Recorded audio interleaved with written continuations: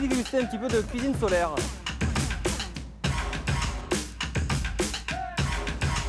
C'est pas punitif de récupérer les restes et de faire quelque chose de bon avec.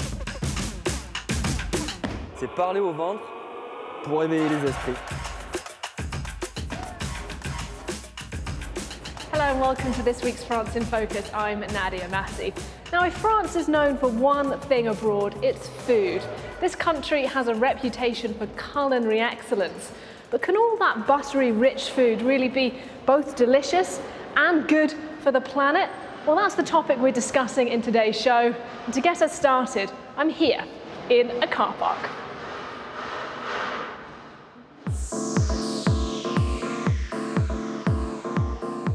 A car park might not be what you first think of when you hear the word sustainability, but this underground layer is a treasure trove of all things healthy, local and environmentally friendly. La Caverne is a farm deep under Paris's 18th arrondissement. Here they grow mushrooms, endive and cress, dispatching the produce out by bicycle, of course, to cut down on CO2 to local shops and homes. The farmers here want to change the way food is grown. But what happens when it gets to the kitchen? The short answer is too much of it gets thrown away. France creates 10 million tonnes of food waste every year. A big problem, with some innovative solutions. Vegetable peels, leftover meals. France generates several thousand tons of food waste each year. In this corporate canteen, sorting has become the norm. We were trained to do this from the very beginning, as soon as the site was opened. Several bins were put at our disposal. They told us what to do, and that was it. Here, organic waste used to be incinerated. Now a company called Moulineau collects and recycles it. We collect meat, fish, anything with protein, vegetables, anything edible. Food waste is placed in specific bins, which we collect twice a week. The company's activity is growing. In 2013, it had 40 collect points. 5 years later, there are 1,000 of them in the wider Paris region. Moulineau recycles 13 to 15,000 tons of bio-waste each year, which is transformed into biogas or compost. At the heart of the process, these little worms. The lumbrics digest the waste once it has been separated from any remaining plastic wrapping. The deconditioner is a machine that separates the organic matter that we want to compost from anything that could be undesirable, such as plastic bags in which the waste was collected, mistakes in sorting, and there always are, and any kind of wrapping that has not been sorted properly. This machine will get rid of it. After a 3-month-long digestion, the compost is created and ready to be used in gardens. Many other recycling initiatives are gaining momentum in France. One of them is spearheaded by Anélie Victoire, 21. Her catering service recycles 40 kilograms of unsold bread each week. In her workshop, loaves are transformed into flour. All of our preparations are made with flour that was originally powder from unsold bread, and all the other ingredients we use, fruits, vegetables, cream, meat, are organic and local as much as possible.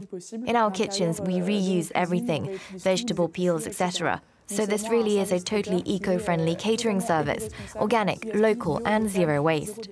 Customers are buying into the concept, and Annelie's next project is a gourmet grocery store selling products made with recycled food waste. François Pastou is a celebrated French chef and something of an eco-warrior in the kitchen. At his restaurant in South Paris, you can forget steak tartare and escargot. It's vegetables and fish that are the stars of the plate here. What's on the menu depends on what's in season. Today we're having hake with caramelized turnips. Là, je mets du miel dans la casserole. Je les ai fait blanchir avant, donc vous voyez là, et qu'on va faire caraméliser. Allez, voilà. Smells so good, huh? Pendant ce temps-là, on va s'occuper de notre poisson. Vous voyez, c'est pas trop chaud. Enfin, la cuisson est finie. Et puis maintenant, il ne nous reste plus qu'à dresser à la fois une sauce un tout petit peu sucrée, mais on va dire acidulée. Chef Pasteau, thank you very much for joining us. We just saw you in the kitchen making a little something for us. Tell us what it is and where did you source the produce? Alors, c'est un filet de So merlu. this is a hake fillet, which comes from Saint-Jean-de-Luz. And it was caught with a line and pole, meaning it comes from sustainable fishing.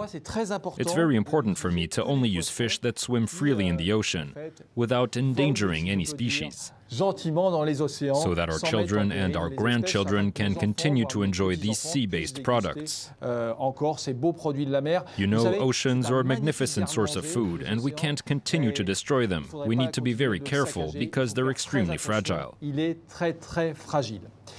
And to go with all this, I've added vegetables, turnips, fried in honey, with vinegar and mustard, to give the meal a plant-based aspect, which is important. It's clear for a long time then that you've been really passionate about sustainable local food. When did you become interested in this and why? I was born in the 60s, and my parents taught me not to waste food. We finished our plates, we didn't throw bread away, we would prepare the next day's meal with the day's leftovers, and we loved it. That's something everyone should do. We would simply look at what was in the fridge before going out to shop. So this was already in my DNA, and later I met several chefs who shared the same vision. Many were older than me, but still had this outlook. They weren't necessarily trying to save the planet. It was also an economic decision. When we're careful about how we use a product, it's going to be less expensive than if we throw half of it away. That's why I have this anti-waste approach. I use the products fully, which means that my costs remain low and that I can sell my meals to clients for a reasonable and affordable price.